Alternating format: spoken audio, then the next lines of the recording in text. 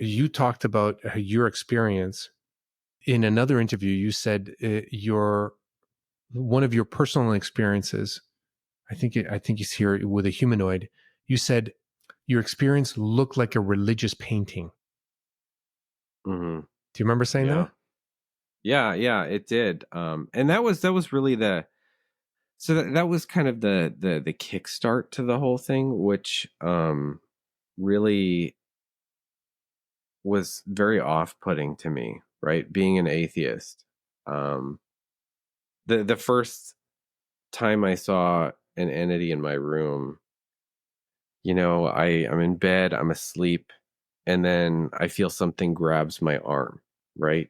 And so I wake up and I'm in my room, I can see that, and I'm looking at the trim on the window, and suddenly my eyes start to go a little bit blurry. So I tried to raise my hands to my eyes to just wipe the sleep out of my eyes, and I couldn't move. I realized I couldn't move, and my hands just kind of flopped there at my sides. And so I thought, okay, I can't move. This is weird.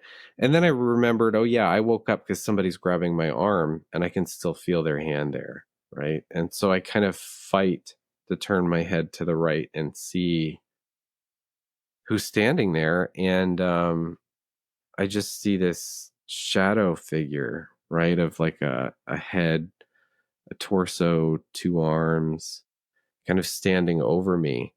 Um, and I'm looking at this, and then all of a sudden, this light, this like golden light starts to illuminate my room from behind this entity, right? And then it gets really bright, and then the light concentrates into these rays of light coming out of its head. And I'm thinking I'm looking at this and I'm like, what is going on? Right? This is bizarre. I mean, and then I don't know how deep in the weeds you want to get with this, but Yeah, it's going. We're in it. all right. So, this turned into like a sexual encounter, right? With this female with blue skin. Um, and, I woke up the next morning and I was just disgusted by the whole thing, right? I was like, I couldn't move. I've been raped here. And I can't even tell anybody about this, right? This is ridiculous.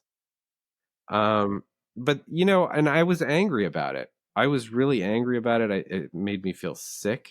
But I started to think about it, and I thought, that whole light show, um, that looked like religious art that I've seen all over the world, right? With some divine entity, and then there's this light behind them, this kind of golden light, or like rays of light extending from their head. And I thought, people have seen this before. This is something people have seen, because they've put it in religious art all over the world. And so, that was that experience, and that kicked the whole thing off. Um, but I will say that a lot of people don't. There are these sexual experiences, right, with these entities, and I realize that it's something that sounds insane, Of course it does. but Yeah. right, but that's because we don't understand it, Hmm. right? And the way that I explain it is that, and you'll have to follow me here. It's very complicated, right? There's no easy answer to this No, stuff. I want to know what you're thinking. Go. Yeah, and this stuff is never going to fit on a bumper sticker, but here it goes, right? So this is what I've learned. The universe being what it is, right? We have this model of the universe that, everything is just coincidence, things just happened, primordial soup, whatever, right? That is all incorrect. All of it. The universe is a created thing, right? There is a consciousness behind it, and consciousness is actually the glue to the universe, right? That's the glue that holds everything together, consciousness. And so you have this experience where, in terms of creation, right, or generation, so the universe is a created thing, right? And it's all about creation and being generative, right? And so the way that manifests on the physical plane of existence, which is where most humans reside, which is where we reside, where we think and live and have our being, right? Is in the physical universe. And so physically that manifests as sex, right? That act of generation.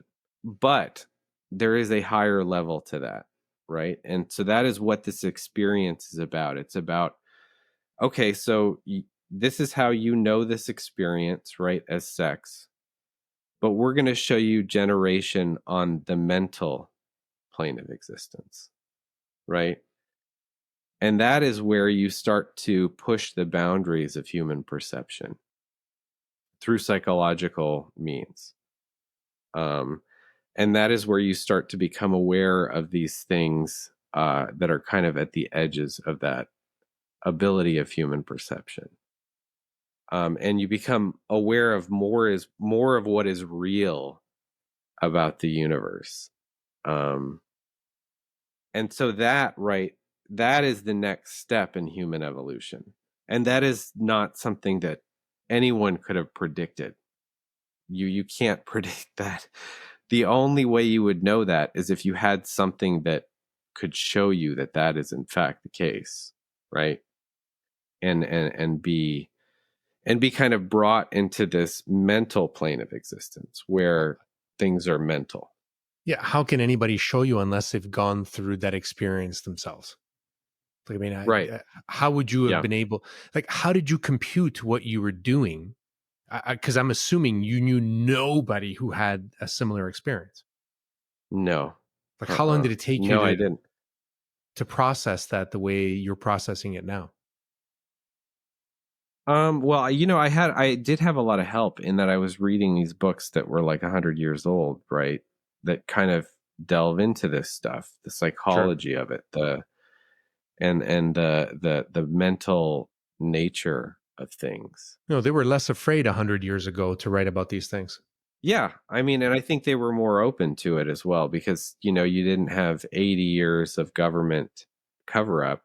Hmm. Where they spend more money on the cover up than they spend on actually investigating any of this, Thereby right? changing culture for 80 years. Yeah.